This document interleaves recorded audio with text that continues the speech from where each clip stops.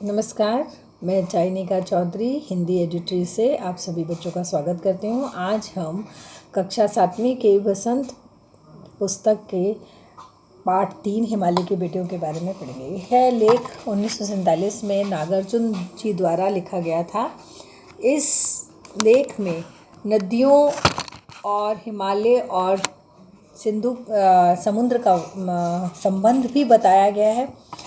तो ये इस पाठ का अध्ययन करते हैं। हिमालय की बेटियां लेखक बोलते हैं कि जिस प्रकार एक बेटी पैदा होती है तो छोटी सी बालिका माँ की गोद में खेलती है तो उसके शरारतें अलग होती हैं, और जब वह थोड़ा बड़ी होती है तो फिर किशोरावस्था में भी आती हैं, फिर युवावस्था में आती हैं और फिर उनमें प्रौढ़ हो जाती हैं।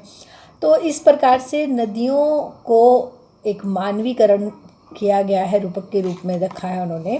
नागार्जुन जी कहते हैं कि अभी तक बड़ी गंभीर शांत रहने वाली खोई खोई इसी सभ्रांत बिल्कुल एक सभ्य महिला के समान लगती है नदी।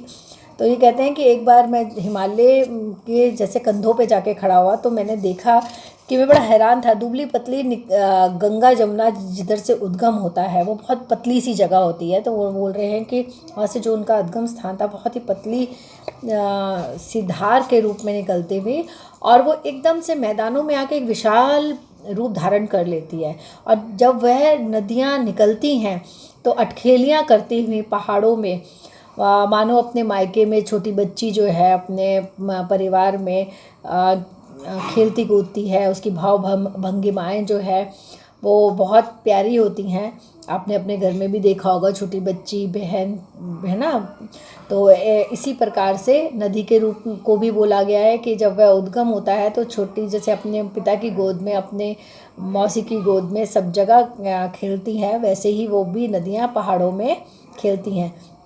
तो लेखक कहते हैं कि विस्मय नहीं होता मुझे इन बेटियों की बाल लीला को देखकर। ये ऐसे लगता है कि कहाँ भागे जा रही हैं, इन्हें किसने बेचैन कर रखा है। अपने महान पिता के विराट प्रेम को पाकर भी, यानी हिमालय के प्रेम को पाकर भी ये अतृप्त सी लगती हैं, और अपने स्थान से, घाटियों से, पेड़ पौधों से कूदती फांदती अपना रास्ता बनाती हुई, अपने अड़चनों को हटाती हुई, जो जंगलों को पार करती हुई वो धीरे धीरे धीरे धीरे चोटियों से निकलकर मानो नीचे आ जाती है। सिंधु और ब्रह्मपुत्र को ये दो नाम दिए हैं जिनको सुनते ही ऐसे लगता है कि जैसे मानो रावी, सतलुज, व्यास, चनाब, झेलम, काबुल, कपिशा, गंगा, यमुना, सरयू, गंडक आदि जो है ये छोटी छोटी जो है इनकी और बेटियां हैं। ये हमें बेटियों के समान, ये तो दो बेटियां हैं, बड़ी और बेटियां ना, क्योंकि ये सारी नदियां इन्हीं में आके मिलती जुलती हैं, मिल जाती हैं। तो कहते हैं कि दयालु हिमालय के पिघले हुए दिल की एक एक बूंद मानो सब मिलकर एक बड़ी सिंधु और ब्रह्मपुत्र बन जाती हैं। और दामाद जो है इनका वो समुद्र है, जो पर्वत राज जो है अपनी इन दोनों बेटियों का हाथ जो है वो समुद्र को दे देता है। और मैदानों में हमने देखा है कि बूढ़े हिमालय की गोद में जो बच्चियां बनकर ये कैसे खेला करती थी। और जैसे एक छोटी बच्ची अपने माँ बाप की गोदी में कपड़े पहने हैं नहीं पहने हैं, लेकिन उसके बावजूद भी हम उसमें हमें कोई अप्रकृत सा नहीं लगता है, हम बच्चियों के साथ खेलते हैं। ऐसे ही वो कहते हैं कि भले ही एक पहाड़ी आदमी को आकर्षक ना लगे, लेकिन एक साधारण आदमी को बहुत आकर्षक सा लगता है इनको नदियों को उछल कूद करते हुए और खेलते हुए देखकर। तो कहते हैं कि हिमालय मानो ससुर जो है वो समुद्र को दामाद को जो है अपनी बेटियों का दान दे देता है। और इसीलिए शायद नदियों का संबंध जो है वो पहाड़ों से, समुद्र से है। वहीं उसकी जो अटखेलियाँ करते हुए मैदानों में आके वो एकदम शांत स्वभाव की हो जाती हैं और मानो एक बड़ी शांत महिला है, और प्रौढ़ावस्था में आ जाती हैं, विशाल हो जाती हैं। तो कहते हैं कि शायद इसीलिए कवियों को भी उन पर इस बात का काफ़ी ध्यान रहता है, प्रेम रहता है। तभी कालिदास के विरही यक्ष ने, विरही यक्ष मतलब विरह में रहने वाला जो यक्ष था, प्रेत जो था, वो मेघदूत से कहा।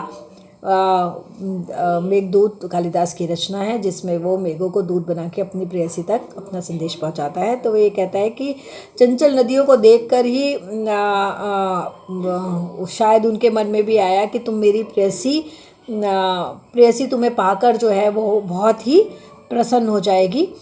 तो यहाँ पर फिर लेखक अपने मन की बात कहता है कि हम जो है नदियों को पहाड़ियों और समतल आंगनों में, मैदानों में जुदा जुदा शक्लों में देखते हैं। तो कहते हैं कि काका कालेलकर ने नदियों को लोक माता कहा है, लेकिन मैं उन्हें बहन के रूप में कहता हूँ। ममता का एक और रूप जो है वो बहन के रूप में है। तो कहते हैं कि एक बार मेरी तबीयत ढीली थी और मैं तिब्बत में था, तो मैंने अपने पैर जब नदी में डाली, सतलज में, तो मेरे पैरों को जो आराम मिला तो मेरे मुंह से अचानक ही मैं गुनगुनाने लग गया, जय हो सतलज बहन तुम्हारी, लीला अचरज बहन तुम्हारी, हुआ मुदित मन हटा खुमारी, जाऊँ मैं तुम पर बलिहारी। तुम बेटी यह बाप हिमालय, चिंतित पर चुपचाप हिमालय, प्रकृति नदी के चित्रित पट पर अनुपम अद्भुत छाप हिमालय, जय हो सतलज बहन तुम्हारी। तो यहाँ पर लेखक ने अपने लेख में नदियों के साथ एक अपना संबंध बताया है कि जैसे जब छोटी अवस्था में है, जब निकल रही है, पहाड़ियों पर है तो एक छोटी सी बच्ची के समान है, फिर मैदानों में आती है तो बड़ी हो जाती है, और बहन के रूप में। तो लेखक ने अपने एक संबंध को नदियों के साथ जोड़ा है। आपको ये पाठ किस प्रकार लगा और इसमें कोई परेशानी हुई हो, कोई प्रश्न ना समझ में आए तो आप मुझसे अवश्य प्रश्न कर लीजिए। इसी के साथ ये पाठ मैं यहीं समाप्त करती हूँ। मुझे सब्सक्राइब करने के लिए और आइकन बटन दबाइए। धन्यवाद।